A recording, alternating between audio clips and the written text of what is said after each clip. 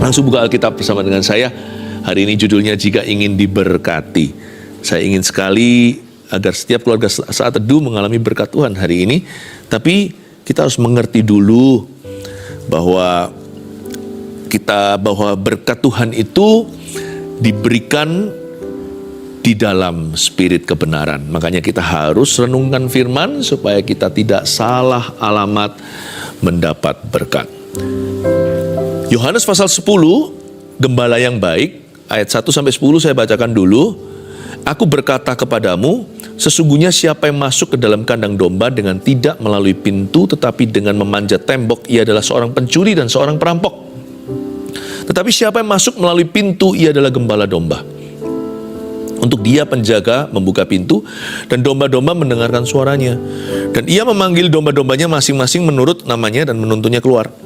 Jika semua dombanya telah dibawanya keluar, ia berjalan di depan mereka, dan domba-domba itu mengikuti dia, karena mereka mengenal suaranya. Tapi orang asing pasti tidak mereka ikuti, malah mereka lari daripadanya, karena suara orang-orang asing tidak mereka kenal. Itulah yang dikatakan Yesus dalam perumpamaan kepada mereka, tetapi mereka tidak mengerti apa maksudnya. Ia berkata demikian kepada mereka. Maka kata Yesus sekali lagi, aku berkata kepadamu, sesungguhnya akulah pintu ke domba-domba itu. Semua orang yang datang sebelum aku adalah pencuri dan perampok, dan domba-domba itu tidak mendengarkan mereka. Akulah pintu. Barang siapa masuk melalui aku, ia akan selamat, dan ia akan masuk dan keluar, dan menemukan padang rumput. Pencuri datang hanya untuk mencuri dan membunuh, dan membinasakan. Aku datang supaya mereka mempunyai hidup, dan mempunyainya dalam segala kelimpahan. Jangan salah ya, berkat jatuh tidak jauh dari penciptanya. Allah kita bukan Allah kutuk. Allah kita adalah Allah berkat. Please jangan salah sangka, ini bukan soal kemakmuran, harta dunia, prosperity, bukan. Ini bicara tentang karakter Tuhan. Tuhan itu terang bukan gelap. Allah itu baik. Apapun yang terjadi di hidup kita atau belum terjadi tidak mengubah kebenarannya. Bahwa Tuhan kita itu baik adanya. Bahkan pencobaan bukan datang dari Tuhan. Kesusahan, penderitaan juga bukan dari Tuhan, sekalipun Tuhan bisa izinkan. Tokoh-tokoh di dalam Alkitab juga mengalami banyak pencobaan, tak terkecuali Yesus Kristus sendiri. Tetapi sepencobaan dan penderitaan, apalagi dosa, itu bukan dari Allah. Jangan sesat, dalam surat Yakobus tertuliskan, semua yang baik dan sempurna datangnya dari Bapa segala terang. Di dalamnya tidak ada pertukaran bayangan. Tuhan itu enggak pelin-pelan, Tuhan itu juga tidak dua muka. Kalau Tuhan itu baik, dia enggak merancangkan kejahatan diam-diam mengkhianati kita. Tuhan enggak pernah menangkap kita saat kita enggak curiga, tiba-tiba mengejutkan. Padahal kita mengharapkan yang baik, tiba-tiba dia kasih kita tulah. Mana ada bapak yang anaknya minta roti dikasih batu, minta air dikasih ular. Tuhan tidak akan memberikan ular kepada orang yang minta roti. Jadi ini dulu, rasa curiga itu harus pupus. Kita harus bertobat dari cara berpikir yang negatif. Mentang-mentang di dunia ada penderitaan, selalu apa-apa kita salahkan Tuhan. No, tapi memang betul, ikut Yesus bukan berarti hidup mulus. Anak-anak Tuhan juga ada porsi susahnya. Tapi izinkan saya mengatakan bahwa itu tidak ada hubungan dengan kutukan. Kalau kita hari ini dikenan Tuhan, hidup kita tetap diberkati, sekalipun kita mungkin mengalami lembah. Jika ingin diberkati, perhatikan ini, kita jangan jauh dari pencipta kita. Karena buah nggak jatuh jauh dari pohonnya. Dan berkat tidak jatuh jauh dari penciptanya. Dan kita harus mendekat pada Tuhan dan izinkan hidup kita untuk digembalakan setiap hari oleh Tuhan. Aku berkata kepadamu ayat 1, sesungguhnya siapa yang masuk ke dalam kandang domba dengan tidak melalui pintu, tetapi dengan memanjat tembok, adalah seorang pencuri dan seorang perampok. Ayat pertama dulu, saya tunjukkan satu rambu. Bayangkan ada satu rambu lingkaran di depan, ada tulisan entry atau masuk, lalu ada silang, dilarang masuk. Atau yang seperti biasanya warnanya putih, lalu ada strip merahnya. Tidak boleh masuk ke sini. Siapa bilang orang yang di luar Yesus tidak bisa berhasil? Siapa bilang pula orang ikut Yesus pasti kaya? Enggak. Anak Tuhan juga bisa jatuh sakit. Orang-orang yang menentang Tuhan juga bisa sehat. Coba saya jelaskan dulu, berkat itu bukan apa. Berkat itu dinilai pertama-tama dari sumbernya. Kalau saya bisa kaya, tapi dengan cara yang tidak halal, saya nggak mau. Kalau saya bisa sehat, tapi pakai cara-cara yang mendukakan hati Roh Allah, saya juga tidak mau. Makanya itu di ayat 1 dikatakan, sebelum kita mengenali pintu sebenarnya, coba kita waspada dulu dengan apa yang bukan pintu. Apa yang bukan pintu sesungguhnya. Semua yang melalui pintu ini, yang dengan memanjat tembok tidak melalui pintu adalah pencuri dan perampok. Jangan salah sumbernya. Jangan salah sumbernya. Jangan cari kekayaan dengan segala cara yang diharamkan oleh Tuhan. Tetap juga ada loh, kuasa gelap juga bisa memberikan hal-hal itu kepada kita. Jangan lupa pada waktu Yesus digoda di padang gurun 40 hari 40 malam, salah satu pencobaan itu setan berkata, kalau kamu mau tunduk sama aku, sujud menyembah, atau bahkan hanya sekedar mengangguk kepala aja, aku sudah puas, kata setan kepada Tuhan. Akan kuberikan semua kekayaan dunia ini kepadamu. Akan kuberikan semua glamornya, sebuah glory, kemuliaan duniawi kepadamu sesaat. Menurut saya setan tidak menawarkan sesuatu yang kosong atau hampa. Dia memang punya ability. Meskipun kemampuannya dibatasi. Setan itu masih tinggal di bumi. Tuhan Yesus belum datang kedua kali. Dia masih disebut sebagai penghulu dunia gelap. Dia juga disebut sebagai roh-roh jahat di udara. Dia disebut sebagai kuasa kegelapan, berarti dia punya limited power atau punya kuasa atas diri orang-orang yang berdosa, atas hati yang menentang Tuhan. Setan juga bisa memberikan yang namanya pesugihan. Tidak semua kekayaan itu adalah harta sebagai berkat dari Allah, susah payah tidak menambahinya. No. Kalau Anda bisa mendapatkan kekayaan, tetapi dengan cara menyangkali Tuhan, apalagi menjual Tuhan demi supaya karirnya mengalami promosi, jangan tempuh jalan itu. Sebab itu adalah jalan yang tidak melalui pintu, melainkan memanjat tembok, dan di sana penuh dengan pencuri dan perampok. Jangan jual nyawamu, jangan jual jiwamu kepada setan. Untuk apa? Seperti beberapa selebriti di dunia yang terkenal menjual jiwanya kepada iblis supaya tenar. Jangan lakukan itu.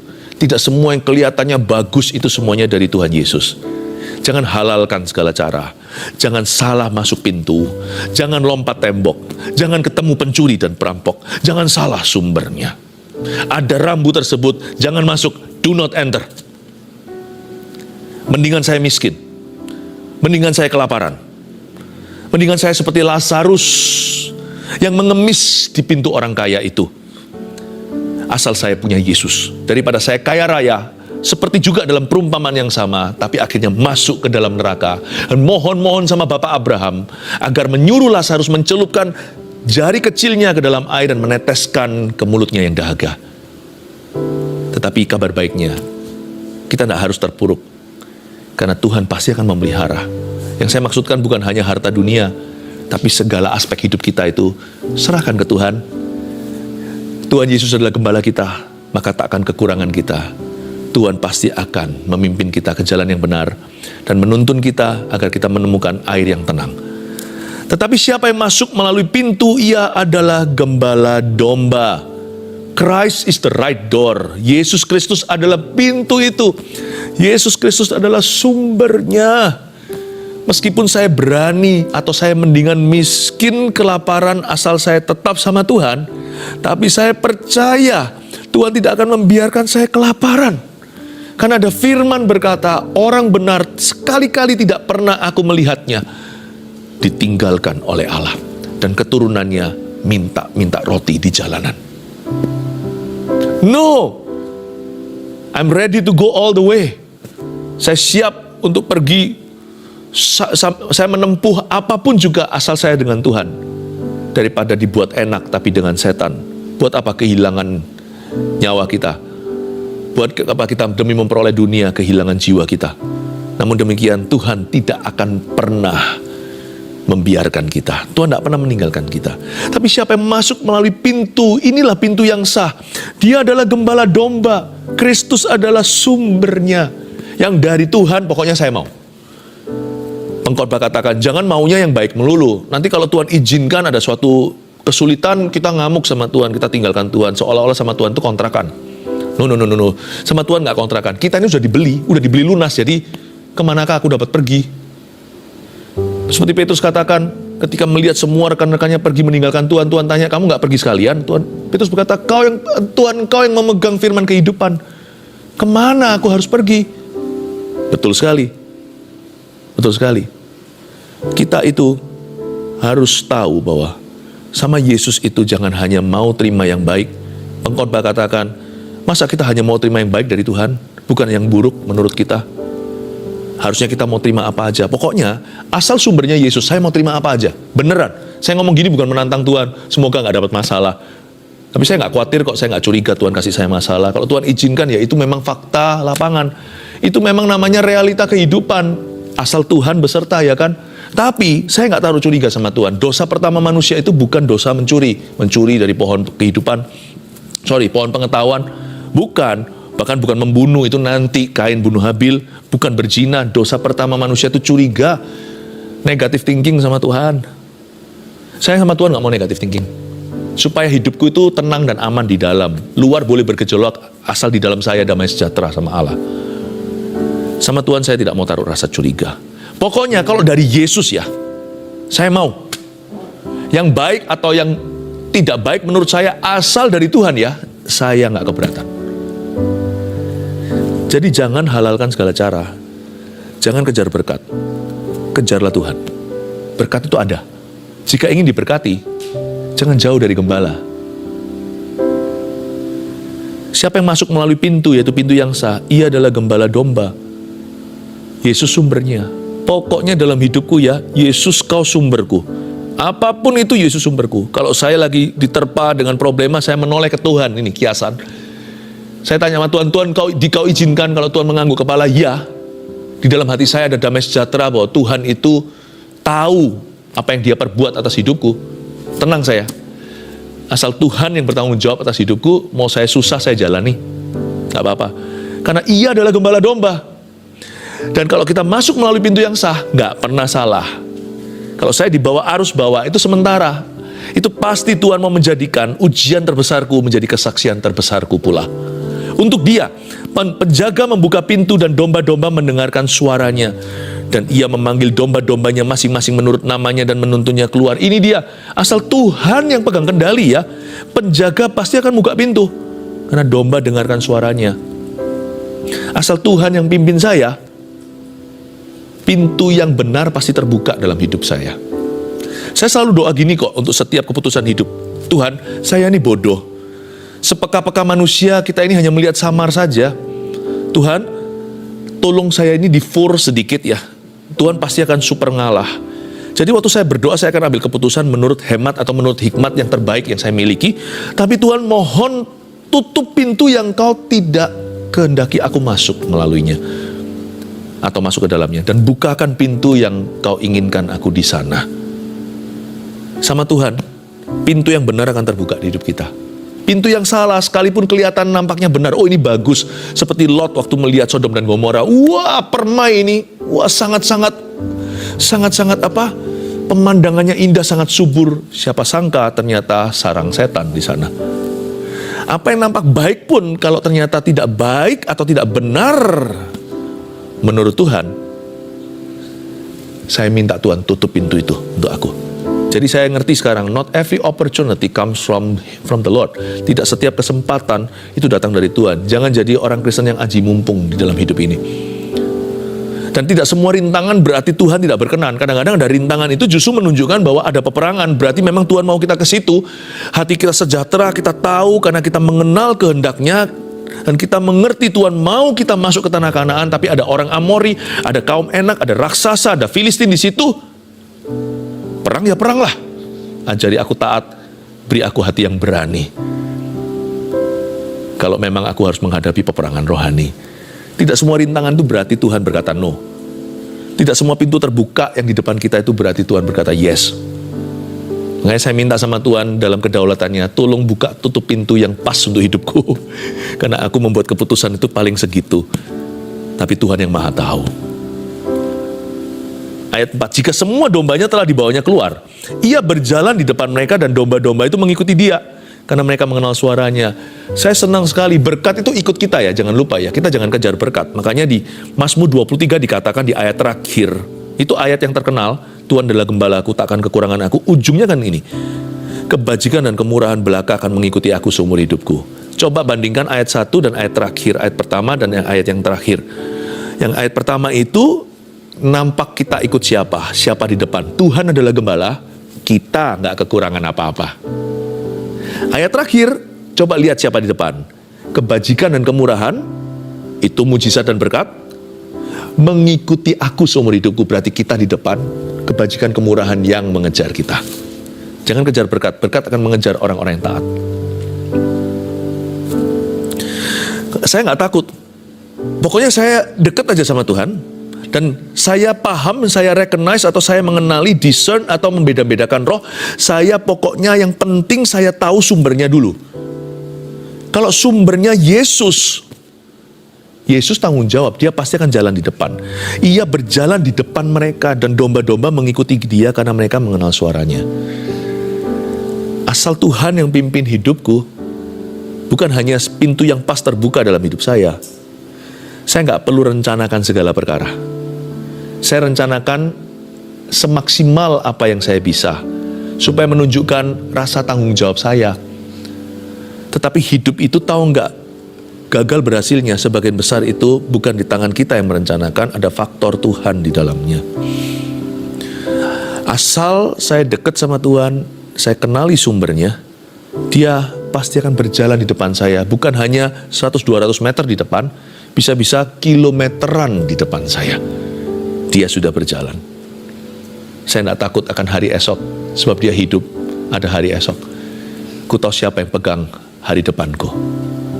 Tetapi seorang asing pasti tidak mereka ikuti ayat 5. Oh, orang asing nih mulai masuk dalam cerita. Malah mereka lari daripadanya.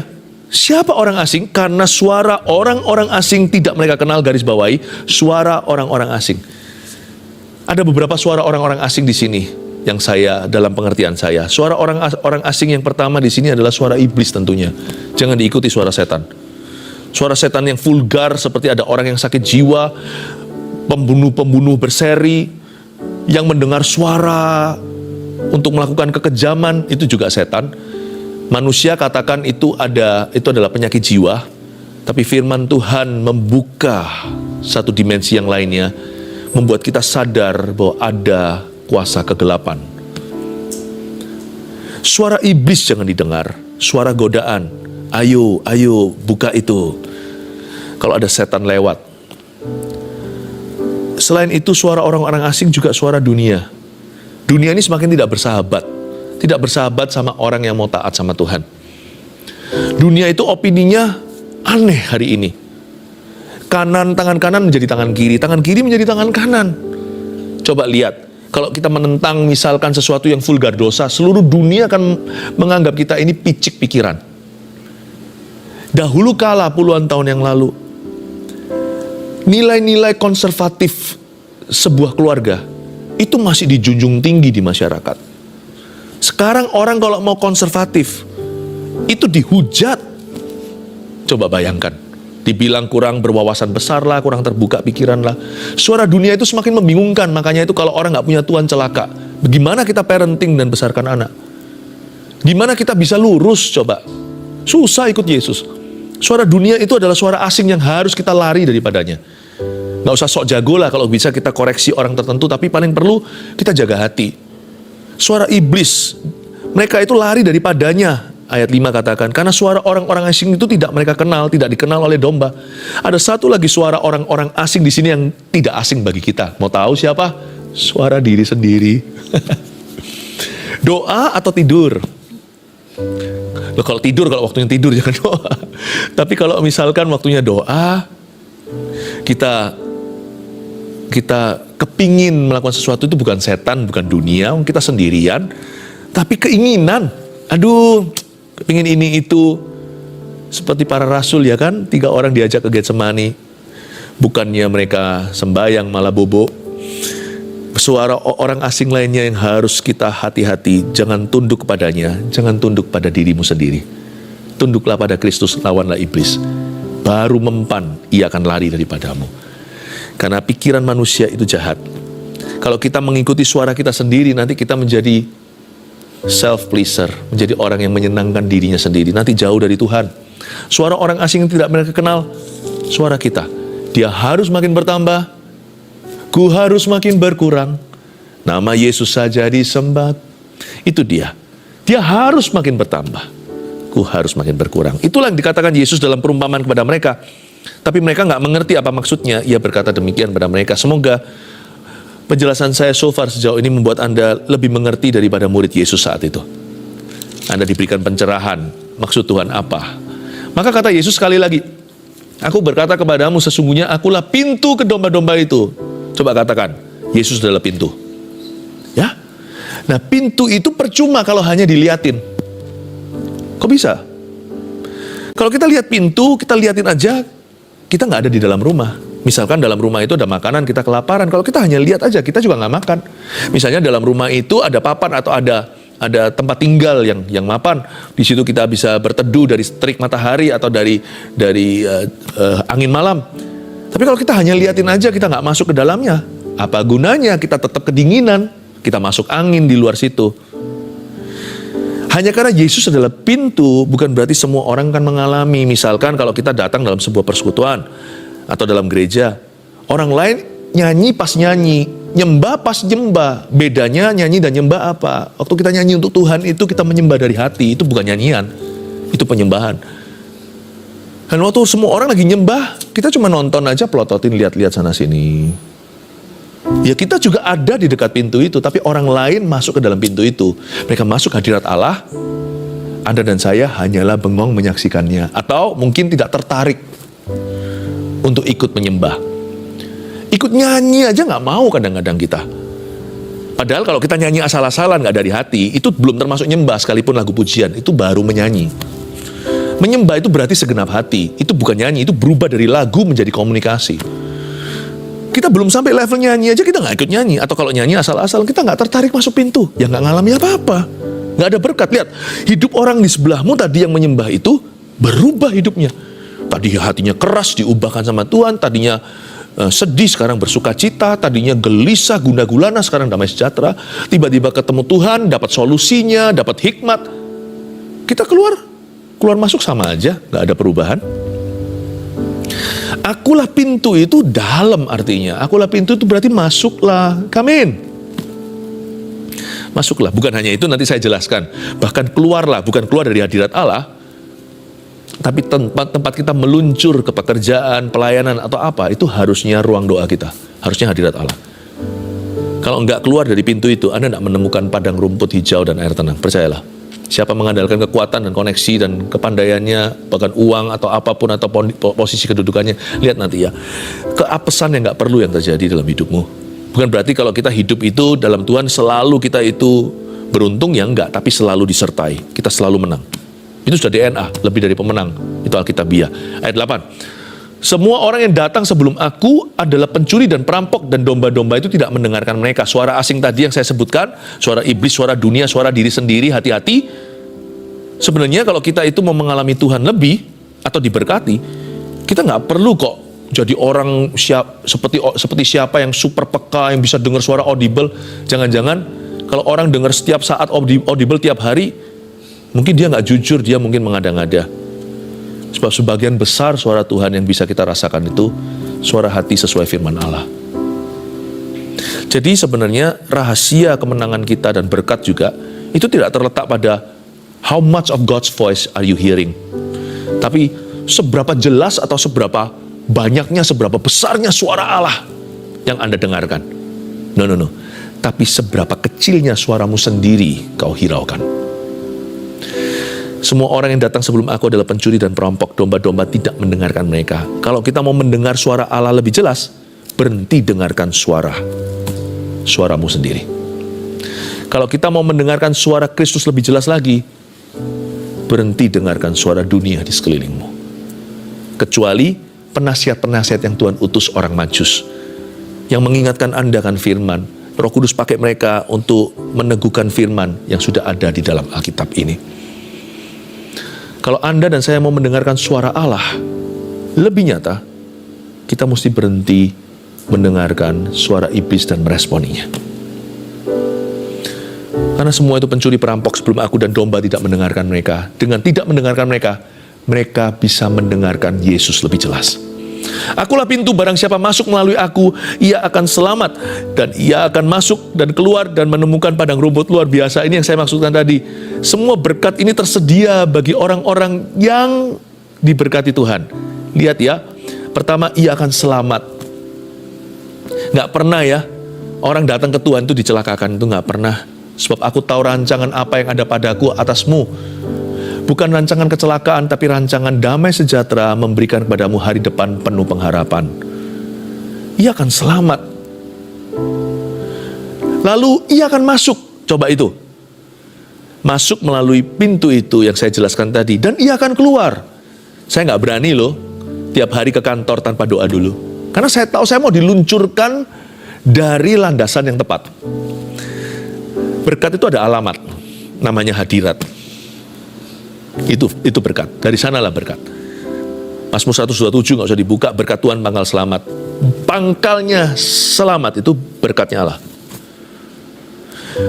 Dan keluar dan ia menemukan padang rumput. Pencuri datang hanya untuk mencuri dan membunuh dan membinasakan. Ayat 10, aku datang kata Yesus supaya mereka mempunyai hidup, life, dan mempunyainya dalam segala kelimpahan. Kita sering dengar ayat ini, tapi kita salah mengerti yang disebut mempunyai hidup dalam segala kelimpahan. Pikiran kita kalau kelimpahan itu otomatis langsung harta duniawi dan bling-bling dunia. Bukan, itu termasuk Tuhan bisa mencurahkan berkat demikian, tetapi bukan satu-satunya. Mempunyai dalam segala kelimpahan itu tidak melulu bicara tentang kuantitas, tapi jenisnya. Berarti di setiap sektor dan faktor kehidupan kita, Tuhan sediakan kemenangan dan penyertaan serta menjadi kesaksian hidup. Bagaimana Allah itu nyata dalam kehidupan Anda. Segala kelimpahan itu tidak tentu bicara soal kuantiti, tapi tipenya. Tidak ada tipe yang di luar jangkauan Allah. Dengan kata lain, supaya mereka hidup dan memiliki hidup itu in all the godly glories and victories that I have provided. Dalam semua kemenangan dan dalam semua kemuliaan orang-orang benar yang sudah kusediakan bagi mereka, termasuk kuantitasnya. Pertumbuhan itu juga dari Tuhan 30, 60, 100 kali ganda. Tetapi bukan melulu hanya bicara soal harta, tapi bicara tentang penyertaan Tuhan yang menyeluruh di hidupmu dan di hidupku. Segala kelimpahan. Tuhan berkata, aku akan berkati every aspect of your life. Setiap aspek hidupmu. Wow. Jika ingin diberkati, 3 poin ini Anda catat sebagai rangkuman kita hari ini di saat duduk bersama. Jika ingin diberkati, lalu untuk menyelesaikan kalimat itu, nomor 1, datanglah kepada Sang Pemberi berkat. Yaitu siapa? Yesus Kristus. Ya, ingat ya, Anda baca dari sejak zamannya Musa, yang bisa buat mujizat bukan hanya Musa dan tongkatnya. Para ahli-ahli sihir Mesir pun mampu melakukan, tapi mujizat Allah menelan mujizat mereka. Tongkat Musa telan ular yang mereka buat. Tapi kalau mereka hanya orang cari mujizat, nggak akan jadikan Yesus satu-satunya. Kalau orang cari berkat. Sebab di luar Yesus orang juga bisa kaya loh. Bisa. Di luar Yesus, orang juga bisa berhasil, sukses karirnya. Tapi saya tidak mau. Saya mau yang dari Yesus, paling aman. 2, jika ingin diberkati, dengarkanlah suaranya dan patuhilah perintahnya. Udah jelas tadi kan? Mereka mendengar suaranya, bukan dengar suara orang asing. Itulah ingredientnya, itulah bahan dasarnya berkat-berkat itu sendiri. Tapi berkat itu nggak harus ada wujudnya sih sebenarnya. Hidup yang taat pada suara Tuhan, hidup yang taat pada perintahnya sendiri adalah sebuah berkat atau sebuah berkat tersendiri. Bahasa Inggrisnya begini, a life of obedience itself is a blessing. Saya nggak usah diberkati kok kalau untuk saya mau taat sama Tuhan. Emangnya Tuhan hutang apa sama saya? Bukannya sepatutnya saya balas budi. Saya ini diselamatkan cuma-cuma, nggak jadi masuk neraka. Kalau saya bayar sama Tuhan seumur hidup saya taat saja, itu masih nggak cukup untuk masuk ke sorga. Jadi hidup taat sama Tuhan aja itu berkat. Nggak perlu saya diberkati gara-gara taat. Nggak perlu saya diiming-imingi, nggak perlu saya diberikan sesuatu, nggak perlu diberi imbalan, nggak perlu dikasih upah, nggak perlu dikasih balasan. Sungguh nggak perlu kebajikan kemurahan. Mau menderita seumur hidupku pun saya harus taat. Apa saya punya pilihan? Atau mending masuk neraka? Ya nggak mau. Namaku tertulis dalam kitab kehidupan, janganlah bersuka cita karena berkat dan mujizatnya, tapi karena namamu tertulis dalam kitab anak domba. Tapi jika ingin diberkati memang betul, nomor 2 ini jangan diabaikan. Dengarkanlah suaranya. Dengar suara setan, musibah. Patuhilah perintahnya.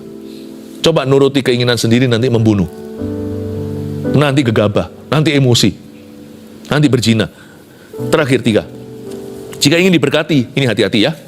Lawanlah iblis dan segala tipu muslihatnya. Memang ada spiritual warfare soalnya. Itu sudah fakta. Tidak bisa dihindari. Peperangan rohani pasti terjadi dalam kehidupan orang-orang yang mau taat sama Tuhan. Pasti. Iblis pasti akan menentangmu. Makanya itu hati-hati, larilah dari suara-suara itu, dan pencuri, perampok tadi yang disebut tadi, kalahkan setan dan tipu muslihatnya. Berkat itu datang sendiri, kebajikan kemurahan akan mengejarmu. Saya percaya ketika orang kuat itu diikat, rumahnya menjadi jarahan dalam kehidupan Anda. Dan berkat orang fasik akan dipindahkan kepada orang benar. Berkat dari bangsa-bangsa, dari seberang lautan, akan dipindahkan ke dalam kehidupan umat pilihannya. Keluarga Saat Teduh, God bless you. Mari kita sama-sama menghampiri tahta Tuhan sekali lagi untuk memperoleh berkat-Nya yang terindah. Haleluya.